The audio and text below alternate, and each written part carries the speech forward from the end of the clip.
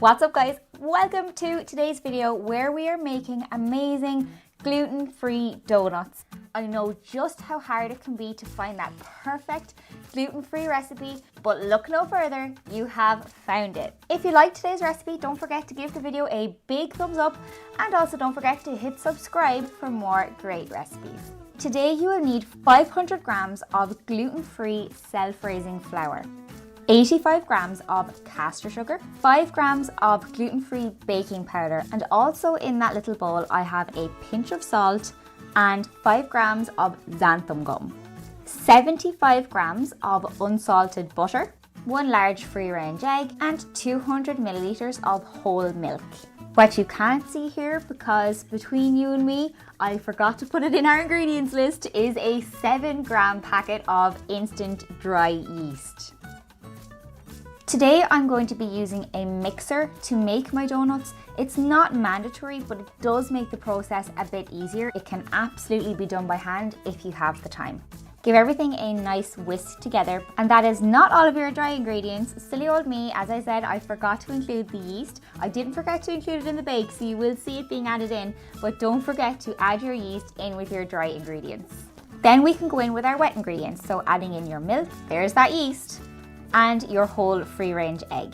I've popped the bowl onto the stand mixer, and I'm going to bring this together firstly using a paddle attachment. So either mix the ingredients together gently or pop your mixer on a low speed. So you can see over the course of about 30 seconds to a minute, the mixture really starts to come together. It's at that point then that you can turn your mixer off and switch to your dough hook. After all, donuts are essentially a brioche bread recipe. At this point, we can start adding in our chunks of butter a small bit at a time.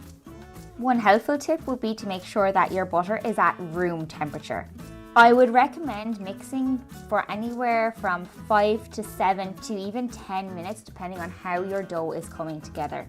You will notice some really stark differences between how this dough performs compared to your standard donut containing gluten. Gluten as a protein allows the bread to become stretchy and pliable. In the absence of that gluten, we rely on our xanthum gum and our egg as our binding agent to make this dough come together into a nice homogeneous ball. And with my hands oiled, I'll take that dough out of the bowl and pop it into a separate pre-oiled container. What you use to prove your donuts is entirely up to you. I like to oil this plastic bowl and then pop it into a cake box because it avoids the need for any plastic wraps and faffing around. It just works really well for me, but do whatever works for you. And you want to leave the dough to rise in a warm place for 1 to 2 hours until it has risen. This recipe may not double in size, but that's okay. You will still get a nice fluffy donut at the end. After those 2 hours, you'll notice that the dough has risen. You can see my hand marks there as I push out the air. All I've done is tip the dough out onto a lightly, and I mean very lightly floured work surface. It's easy to add a lot of flour, but that will really quickly dry out your bake, making it almost inedible and very tough. So be extremely sparing with flouring your work surface. And this is the part where you will need to grab your kitchen scales and weigh out 65 grams of dough per donut. And I'm cutting the dough using a bench scraper. It might be useful to flour that utensil just to make sure that it doesn't stick, because this dough can be quite sticky to work with. Once you have weighed out all your donuts, you should have about 15 balls.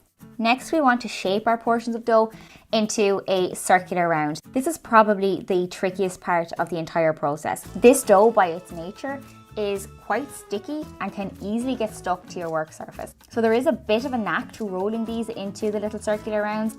Make sort of a claw shape with your hand and start rolling that dough between the palm of your hand and the work surface. If I just change the angle of the camera here, you can see what I mean. My hand is almost in a claw shape and I'm working that dough between the heel of my hand and my fingers. Don't worry if you don't get this right the first time. It's absolutely not going to affect the final bake. It can just make them look a little bit more aesthetically pleasing. Once you've rolled out all your portions of dough, we need to let them rest again for between 30 minutes and an hour. They will get slightly more airy, but again, not compared to your standard donut dough. Just leave enough space so that there is some slight room to expand.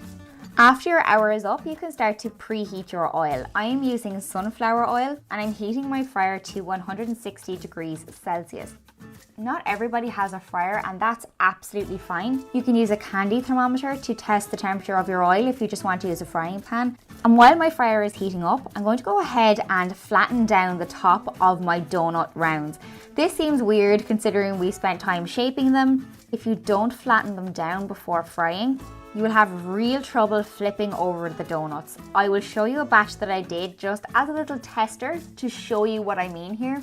So flattening them down actually helps us to flip the donut and they will stay flipped over. I typically fry 4 donuts at a time and for 3 minutes and 30 seconds on each side, or until they're a nice deep golden brown colour. Frying gluten-free donuts is a longer process and it's at a lower temperature than a standard donut.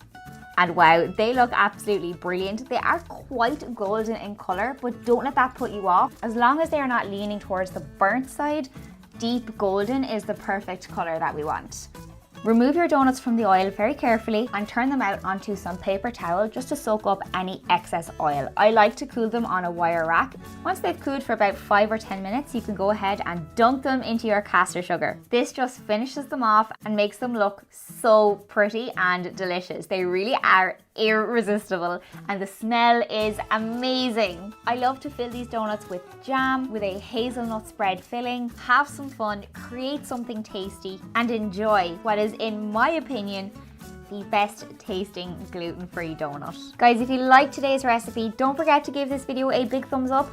Also, as I mentioned at the start of the video, don't forget to hit subscribe and share this video with all of your gluten-free friends. And I will see you in my next video. Bye!